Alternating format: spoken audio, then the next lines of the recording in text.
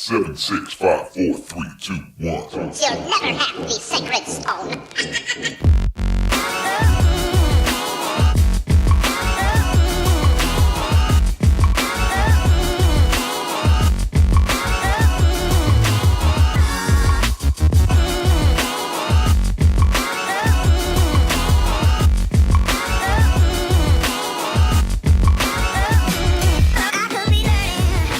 All right, welcome into another edition of the Vegas Squares podcast. Token Tony and I are sitting in studio on a Wednesday. That is Golf Podcast Day. We're going to be talking golf podcast, but we've got a little bit more lined up as well in this podcast. I've said podcast a lot in the first 20 seconds. It is the Vegas Squares podcast. Yeah, it is the Vegas podcast. You want to talk about podcasts? Again, it is the Vegas Squares podcast. We appreciate you listening in. You can catch all of our podcasts on vegassquares.com. We are also being played on 12-ounce Sports Radio every Monday and Wednesday at 8 p.m. Eastern Time, so catch us over there as well if you are listening on there. 12ouncesportsradio.com is the website. If you're listening on our website, go over there and listen to us, quote-unquote, live. They call it live recorded. Yeah, sounds about right. Yeah, live recorded. So, Token, we talked Monday about a few things. Most notably the NHL playoffs.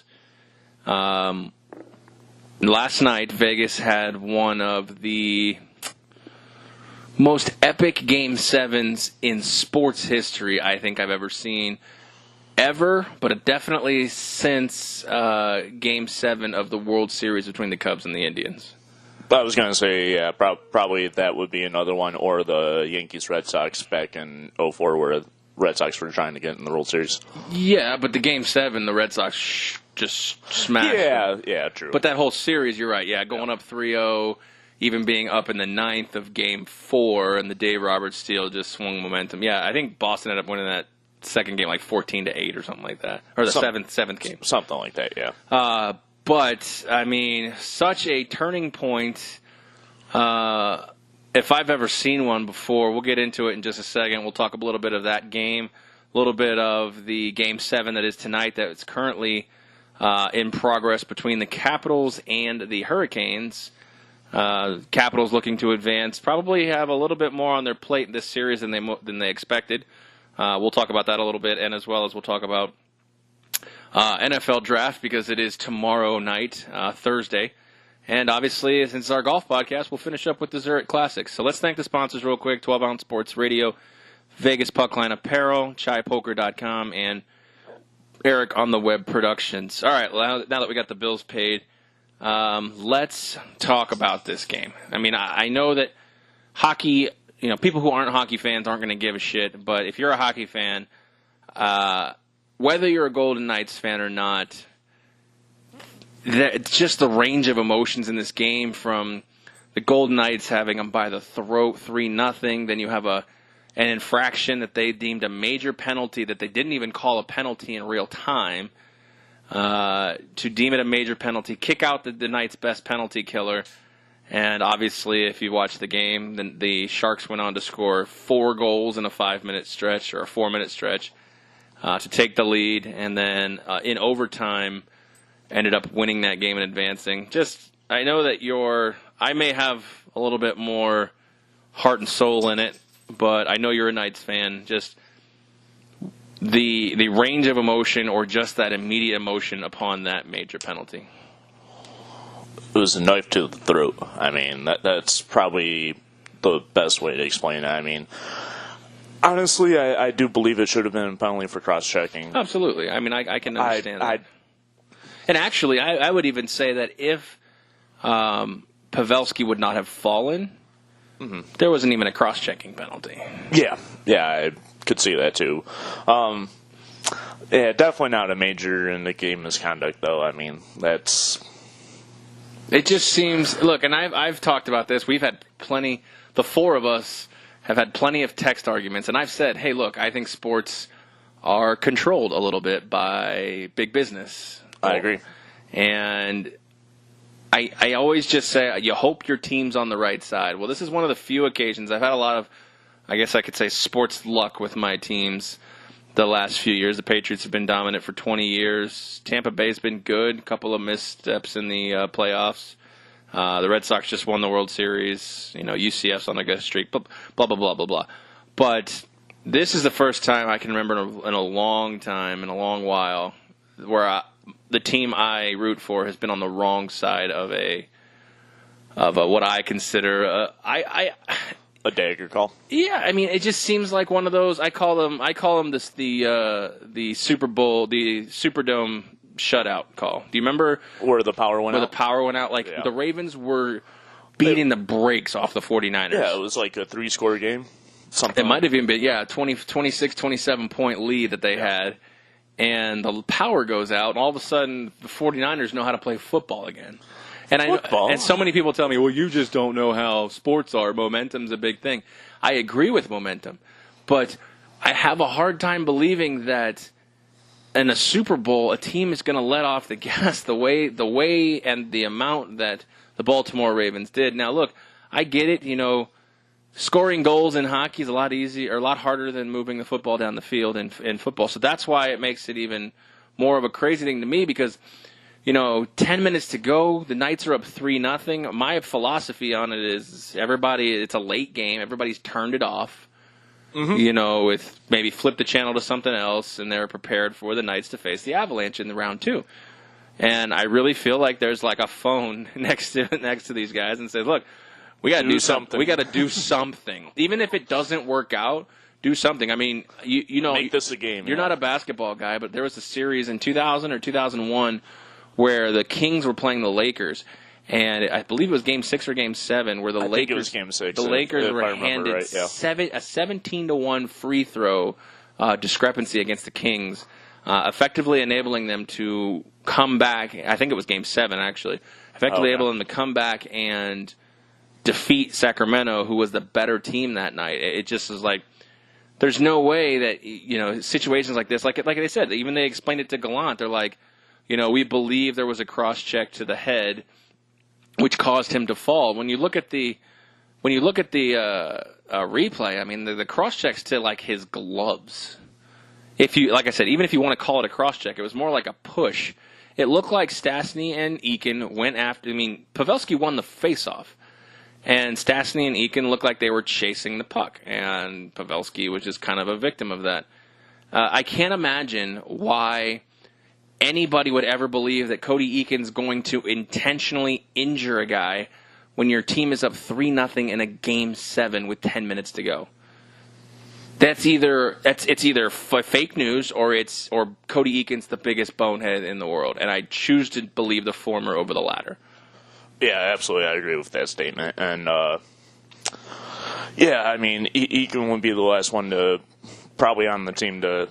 Trying to it's not even take Ryan Reeves. I mean, he's not going to do that. I mean, he'll punch somebody in the face, but he won't try to hurt somebody in a situation like that. Well, it's just like and the thing is I think Reeves fought in Game 3 with Evander Kane. Yeah. Or do they? Gallant told him to stay the fuck away from everybody, and Reeves just played hockey. Yeah. So where they had Baby Shark playing in the background. There's just no way in my mind that I believe there was any intent to injure, and the referees called the infraction based on the result of what happened with Pavelski. He was just in the wrong place at the wrong time. And if anybody you want to call a penalty on, it was an interference on Stastny. I mean, and again, even then, that's the ticky-tackiest penalty I would ever have seen. But to call it a major is just unbelievable. But, at the same time, you look at the Knights, and you got to kill a 5-minute penalty, and that's tough. But I had penciled in San Jose for 2 goals in that spot, not 4. Yeah. I'm surprised they got 4, and they got the first 2 pretty quick. As I remember seeing on the one was like 6 seconds into the 5. Yeah. When that happened, I'm like, oh no. Yeah, I remember seeing all the texts. I was starting to do some packing and some stuff done before I get ready to go, and then when we went down 4-3, I'm like, yeah. And when they tied it up, and then I'm like, and that's, better go somewhere to watch this. And and that's what kind of got me. Like, I was so heated, intensely heated in that, but tying the game up, obviously, in my mind, almost wipes that whole thing out. Yes, you were up 4-0 or 3-0, crazy things can happen. Crazy thing did happen. You were stuck with some adversity. You were down and you scored. Okay, overtime comes. It's a new game. Yeah. I mean, it's not fair that you were in that spot, but sports aren't fair sometimes. Yep. You got to sometimes forget the past and move on from it and try and take advantage of the situation that you're in. And oh, and by the way, you were also up 3-1 in the series. Yes. With a chance to clinch it at home in Game 6. Hey, that you gave up a shorthanded goal. overtime goal. A shorthanded double overtime goal. Yeah. So, and look, it's none of the players, I mean, except for 1 and 5. 1 and 5 coming back from the 3-1 deficit. Yeah, we talked about that. Yep. It's about a 19% chance of happening, and it did. Having home ice is obviously a benefit to that, but yes. I posted this on Twitter. Our Twitter's at Vegas Squares. I really believe that the winner of this series was going to, well, this is also after Calgary goes down, Winnipeg goes down, and Nashville goes down. I believe the winner of this series was going to represent the West in the finals. In the final, I still believe that. I believe, and I posted this on Twitter, I believe that this momentum is going to carry this team. The San Jose could be dangerous. Your shit-eating grin makes me think you disagree. I disagree with that. I believe they might be able to contend with Colorado. I think that one will go 7 games, and if they somehow get lucky to survive that one again, I'll make a prop bet with you. I'll give you a 2-1 odds, and I'll take the field. No. I'll give you a prop bet in that series. Oh, okay. I'll take San Jose in 5 or 6. Okay. Anything else is a push. You get Colorado in, you said 7? You said it was going to go 7 games? I think it will go 7. I'll give you Colorado in 6 or 7. Everything else is a push. Okay. $5.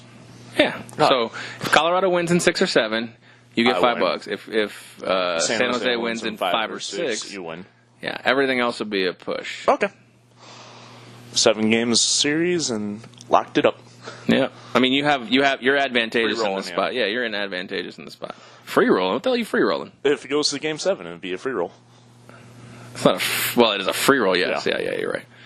So, but I think honestly, I think a really good play when the lines come out is San Jose at home, riding the momentum. I think San Jose puck line, San Jose money line. I'm going to be pounding it whenever that line comes out. I think they're going to be right in that 110, 115 spot, and I can't get enough. I think running over rest is, especially with how they were able to come back and beat the Knights. I think that this team might, that plus the Joe Thornton story. Every sport loves a guy going off into the sunset, and Joe Thornton would be the guy this year. Best player, arguably, to not have a Stanley Cup. Yeah, I would tend to agree with that, yeah. So, I mean, you look at Ray Lewis when he announced he retired. Ravens won the Super Bowl. Peyton Manning won the Super Bowl. Yeah. Stuff like that. Rob Gronkowski, they won the Super Bowl, although he retired afterwards. Yeah, but it was... Sports-like stories. Situation Sports-like stories. And you look at the teams that are left, I mean, there's nothing really with Columbus. I mean, they're a good story of sweeping, but as far as a single individual player, Ovi last year got his cup. The Islanders would be a nice surprise, but not necessarily a story. I mean, all the guys in Colorado are young. Dallas, you could say Jamie Benn and Tyler Seguin would make a good story, but they're not riding off, and they're going to keep playing. Yeah. So I think he makes the best story. Joe Thornton riding off in the sunset, winning a cup. I will take, let's see what their odds are. I'll even take reduced odds for our prop bet. We'll do $5. I'll take San Jose. I'm going to say 7-1.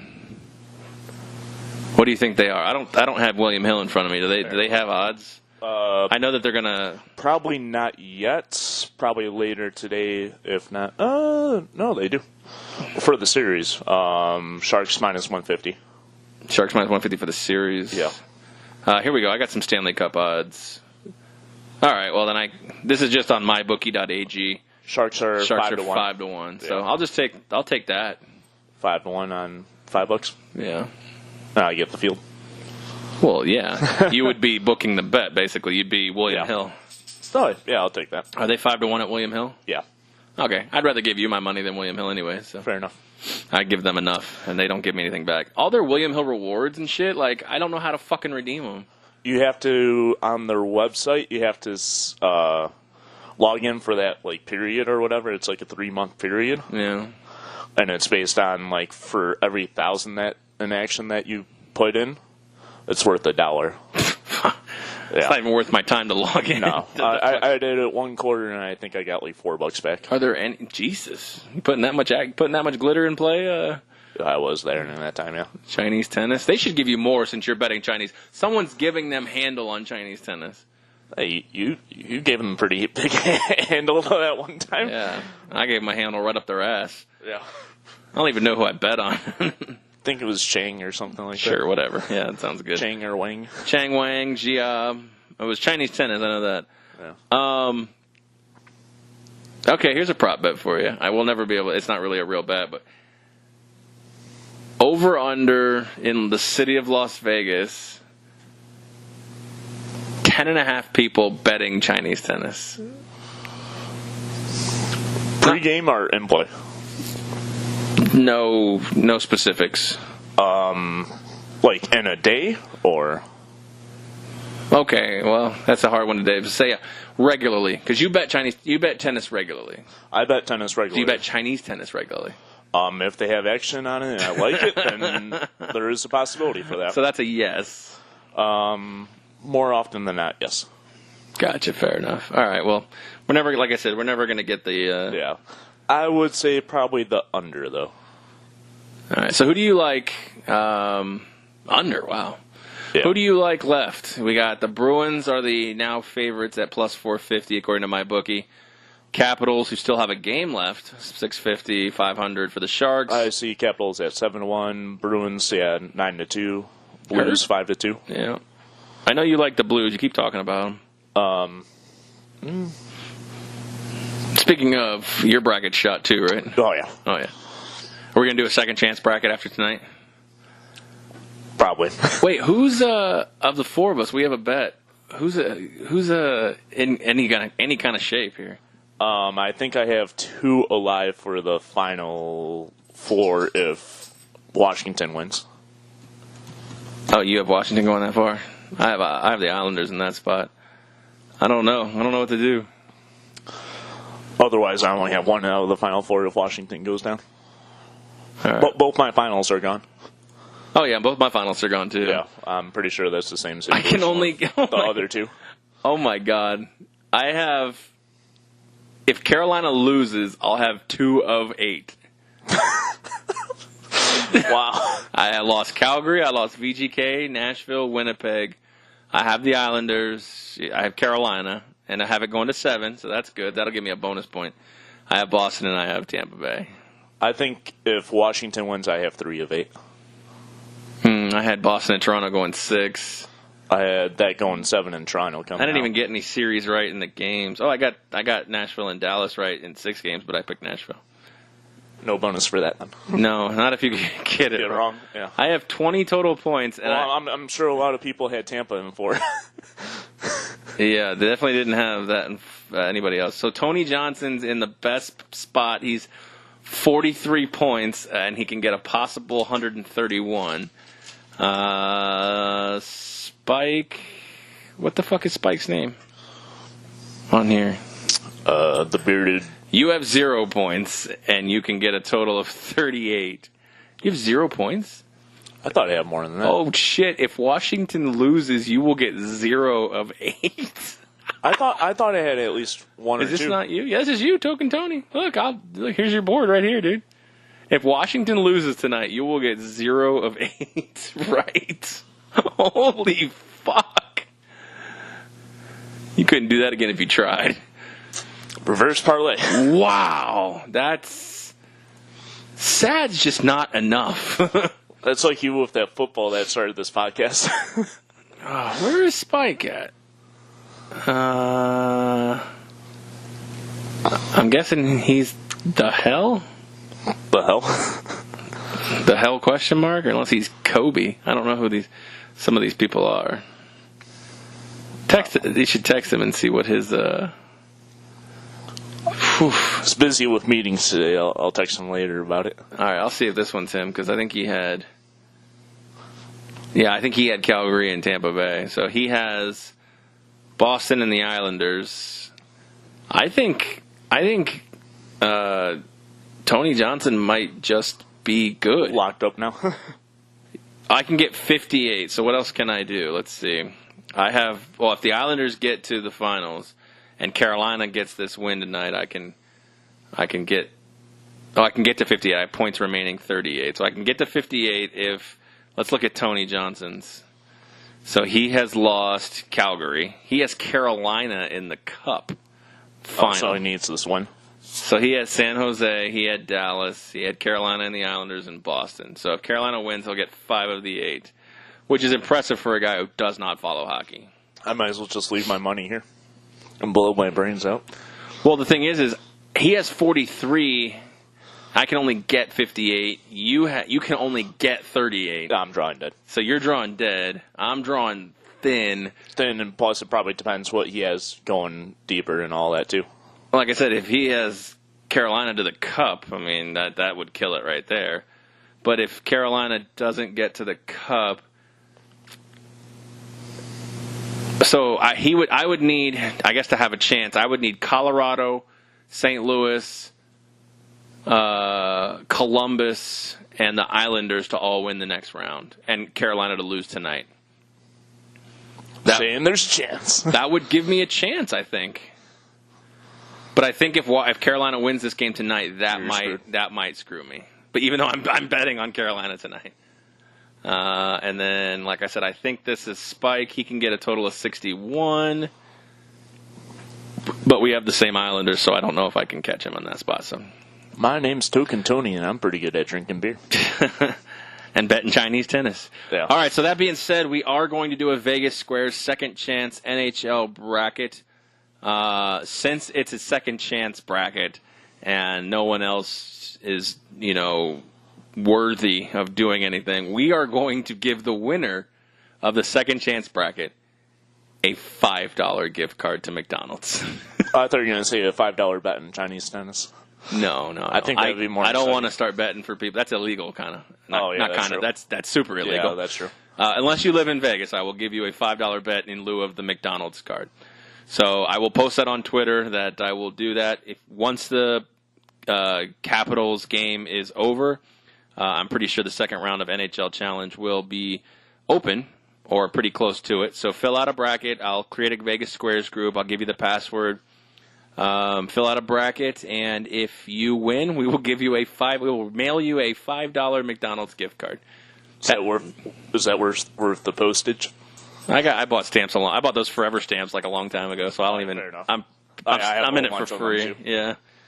So, all right. Well, let's move to NFL draft here at this point, and it's tomorrow, and I want to talk a little bit about it, even though I don't really have. I don't know if it's not expertise. It's just like the draft is what it is. Like so much bullshit goes out for 4 months. No one knows who's telling the truth. And at the end of the day, you can't predict it anyways. Trades happen and everything. We'll have our own opinions on it. The thing you can take for certain is what teams need. That's all you can take for certain. And even that, expected unexpected. So, speaking of what teams need, many would say the Cardinals don't need a quarterback. However, everyone is projecting Kyler Murray to go numero uno in the draft. They could trade. They could. I think they're trying to trade Rosen. And I talked to a guy today at work, and he said that, in his opinion, there's already a trade for Rosen. Because I was talking about this. You know how we just talked about sports are a business and business is money? Mm-hmm. He said he believes there's already a trade in place for Rosen, but they don't pull the trigger on it because the only real suspense in this draft, in his opinion, is will Kyler go number 1 to the Cardinals? Yeah. So if you trade Rosen, that almost takes the ability yeah. to. Well, why would you watch? Yeah, exactly. Why would I want to watch a bunch of fucking defensive linemen go? I would still watch. I'll probably still watch it back in Detroit. I mean, just based on my schedule, I don't watch anything unless I have to. Like, I watched the Vegas Golden Knights game last night, and now recording here, I'm so fucking tired. But my bookie's got a few props that are fun. They actually have 2nd overall pick. So what we're going to do, I'm going to give Token, who has little to no knowledge of the NFL draft, no disrespect, but fair enough. Yeah. All right. Honestly, that might help. 2nd overall pick. I'll bet you $5. You got to do better than, let's see, 1, 2, 3, 4, 5, 6, 7, 8, 9, 10, 11, 12, 13, 14, 15, 16, 17, 18, 19, 20. We'll just do the top 20 bet options here. Okay. You got to go better than 50%. You got to be 11 of 20 or better. Okay, 10 will be a push. Yeah, 10 would be 50%. So a lot of these are only 2 options. Some of them have multiple options. Yeah. All right, you ready? Yep. 2nd overall draft pick. Mm-hmm. You have Nick Bosa, minus 250, mm-hmm. Quentin Williams, Kyler Murray, Dwayne Haskins, Josh Allen. I'm going to take Nick Bosa in that spot. All right, that's probably a good one for you. Yeah. All right, first defensive back drafted. Nasir Adderley, Greedy Williams, DeAndre Baker, Byron Murphy, or Field. I am going to take DeAndre Baker. First DB, Baker. All right. The draft position of Josh Jacobs, Alabama running back, will be over or under 24.5. I am going to take the over on that. I think he goes potentially late in the first round, but not early enough to be over or under 24. Okay. The draft position in the 2019 draft of Montez Sweat, over 9.5. I am going to take the over. I actually would not mind if the Lions take him. All right, so we have... As long as they don't freaking take a tight end. There's some good ones, though. But yeah, there are some good ones. So was Ebron, right? Yeah. Well, he was projected to be a good one. What did you guys pick him at, like 15 or something like that? 10. 10? Yeah. All right. The draft position of Marquise Brown, 19.5. I'm going to take the under in this one. Under 19.5. Taking the dog in that one, yeah. Under 19.5 draft. By the way, you guys can get a code from 12 Ounce Sports Radio regarding my bookie. I don't know exactly what it is, but check out 12 Ounce Sports Radio. They got a code. I believe it's like a free bet or some... shenanigans or something. Some shenanigans. Good old El Jefe will tell you what that is. All right, there's a little subtle plug. All right, so here's a tricky one. Mm-hmm. Offensive versus defensive players drafted in the first round. Are you looking at this? Yeah. You're looking at it too? Mm-hmm. Oh, okay. Defense is minus 3.5. Yeah, I see that. Special team players, There's no, they have a position. Usually not. The only special team player that's been drafted was Devin Hester. Yeah, that's true. I will take defensive, but Defense minus 3.5? Yeah, I don't feel confident in it. All right. I'm going to skip that one. Yeah, fair enough. I'm going to skip that one. The team to draft Dwayne Haskins. If you see it, I'm not going to list them all out. I know. I am going to go with the Washington Redskins. Team to draft Haskins. But the Raiders were probably my second choice. I'll give you 2 choices. Okay. So you want to go Skins and Raiders? Yeah. I don't think the Bengals would be taking him, but you never know. Never know. All right, first running back drafted. You only get one on this one, though. Yeah. I'll take Josh Jacobs. Yeah. Go with the favorite. Though I don't think he'll have the best career out of those. All right. Ed Oliver draft position over under 6. That's a good one. That is good. I will take the over. Or 6.5, excuse me. Yeah. 6.5.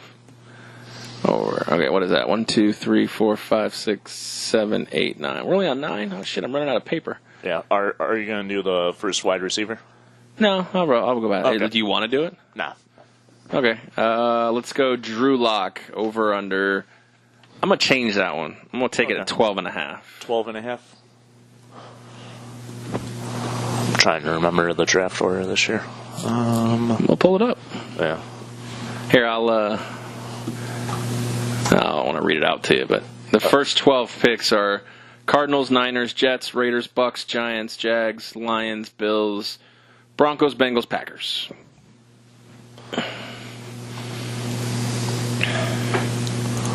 I'm going to go with the under. Under 12.5? Yep. All right. Quarterbacks drafted in first round, 3.5. Under. QBs in first. He's saying under 3.5. Mm-hmm. Going with the dog in that one. All right. Let's say offensive players in round 1, over under 15.5. Under. Be stupid for me to take the over and mix it up with the -3.5 for offense against defense. Oh, yeah, that's a good point. But that's all right. So those two will go hand in hand for you. Alabama players selected in the first round, 2.5. Over. Bama, first round, over 2.5. I know you're getting 2 for sure. You're getting Jacobs and you're getting Williams. Mm-hmm. Should be, yeah.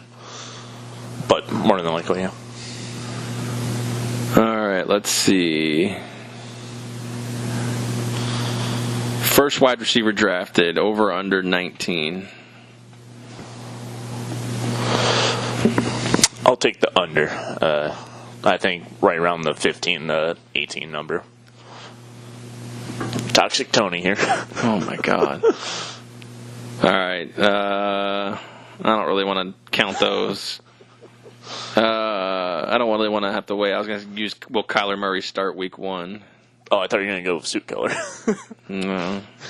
Suit Killer? Suit Color. Suit color. Oh, there's one, yeah. Okay, yeah, we'll go with that. What's Kyler Murray's suit color going to be?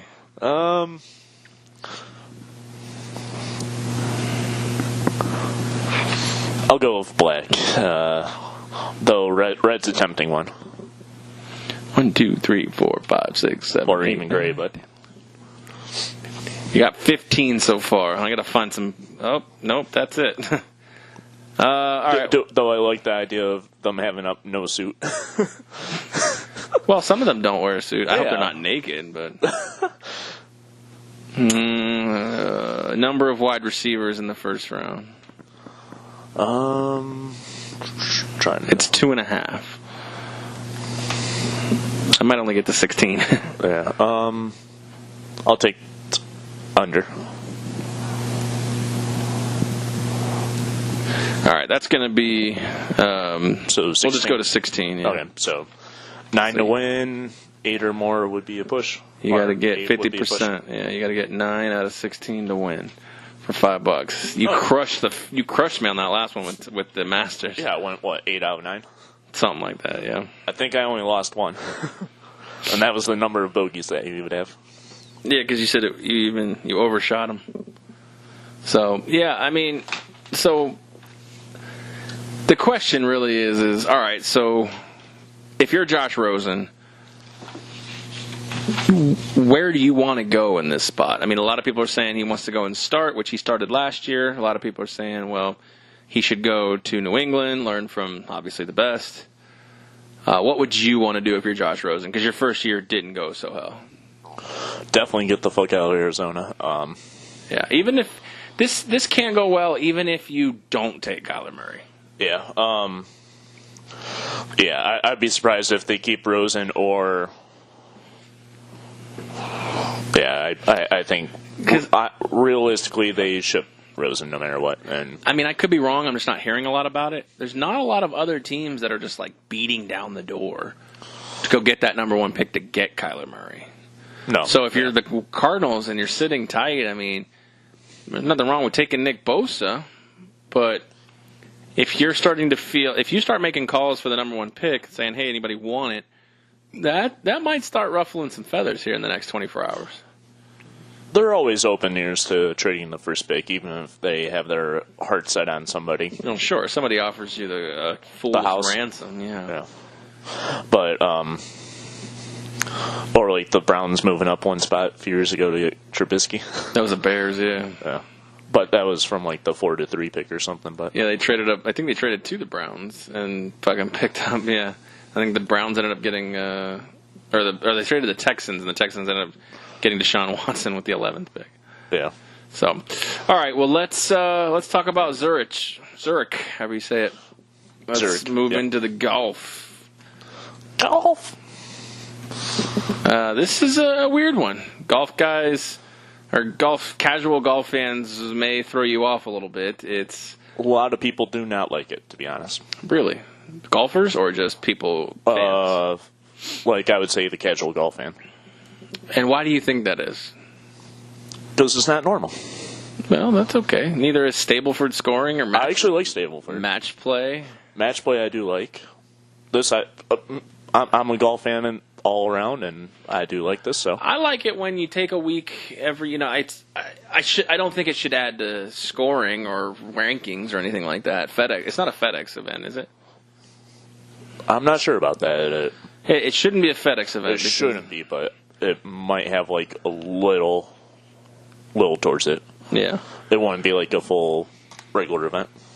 So, if you're wondering, basically what the situation is you have teams. They've been doing this since 2017. There's 80 teams.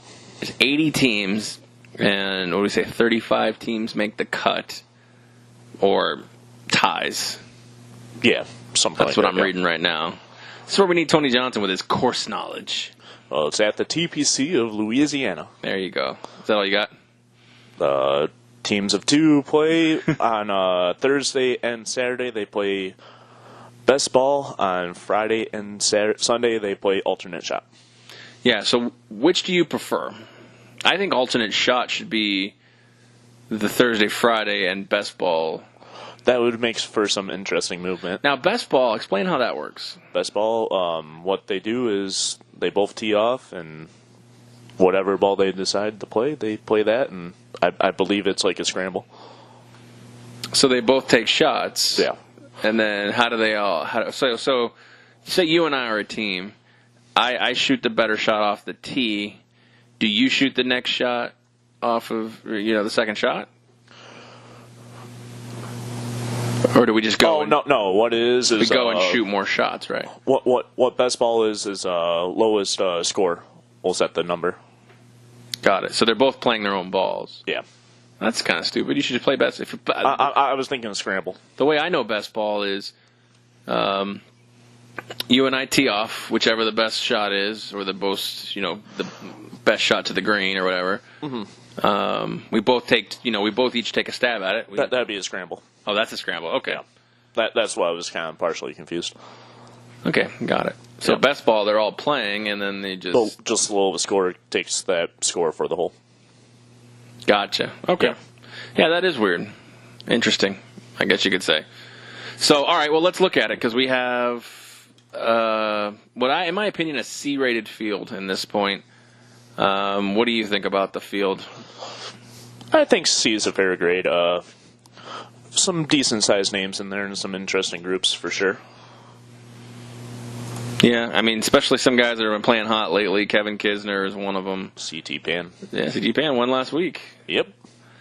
What? Schwartzel.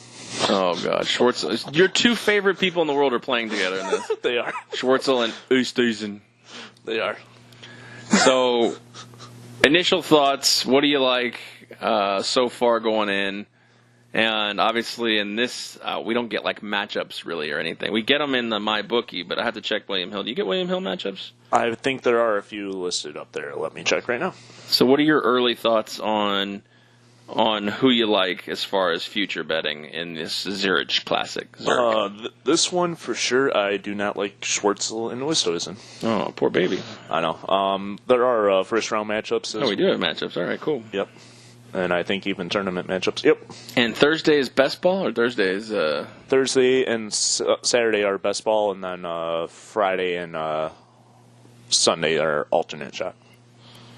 So you like best ball better or alternate shot? I like alternate shot. I like an alternate shot. It makes you set up maybe untraditionally what you would do as a player, just to set up your partner's strengths. Yeah. Interesting. Yeah, for sure. So let's just kind of quick wrap it here. Like, where are you at as far as betting? Matchups, futures? I don't have any matchups for this tournament, but I do have a few futures. And if I was going to take a few towards the favorites, what I would lean towards would be Sergio and Fleetwood in that one, or even John Rahm and Ryan Palmer. Definitely do not like Ostois and Schwartzel in this one, shockingly. Yeah. But I actually only have two in right now. And one is Wee Kim and M at 75-1. And then my other one was CT Pan and Michael Kim at 75-1 as well. Nice, yeah, for sure. CT coming off that hot win. Yeah, Kevin Streelman played good last week, too. I'm actually looking at him. Unprofessional. Professionalism. I've been looking at Kevin Streelman with Vaughn Taylor, 75-1, as well, up in that area. Brian Harmon and Patton Kazire are 60-1. Kazire played well at the Masters a couple weeks ago, and so far in match play and team events, Brian Harmon's been playing well, and his best finish lately, he finished 8th at the TPC. Mm-hmm. Yeah, another one towards the middle I would think about betting would be Hoffman and Nick Watney. Yeah, I figured you were going to say that. Yeah. Up toward the top, I am in the Jonathan Vegas, Abraham Answer camp. I do like that one too. I do like that Rom Palmer as well, but I think my money is going to go for Sergio and Fairway Jesus at 8-1 in that spot. Yeah, right around that number. Because, I think that they're going to be, as crazy as this sounds with Jason Day in this field, I think they're going to be the people that, they're going to be the guys that people follow. Yeah. Sergio and Fleetwood. They're definitely going to have probably the biggest group following, for sure. So, all right, well, that's a quick Zurich Classic podcast, but we got a lot of other things going on right now, and it's not one of the many people's favorite events of the tour. So, it doesn't get a lot of competition, it doesn't get a lot of play from us. So. True. Yeah, probably lower handle than normal on this event for most books, but over under 750,000 across Vegas. Across Vegas, including matchups. Yeah, futures bets. Just futures. That's a tough number. I was going to say $1 million, but $1 million, I'd for sure take the under. I would say just on the under of 750K. Okay, fair enough. Yeah. So, all right, well, let's wrap it up again. Thanking the sponsors, 12-Ounce Sports Radio, ChaiPoker.com, Vegas Puckland Apparel, and Eric on the Web Productions. Token Tony gave you his bets for the Zurich Classic, and hopefully if you tail them, you do well. If you fade them, then you don't do well, because hopefully we're rooting for Token to do well. Well, I'm Token Tony, and just fade my ass, and I'm pretty good at drinking beer. Yeah, he's pretty good at drinking beer. So, all right, for Token, I am Aaron. We appreciate you listening. We are out.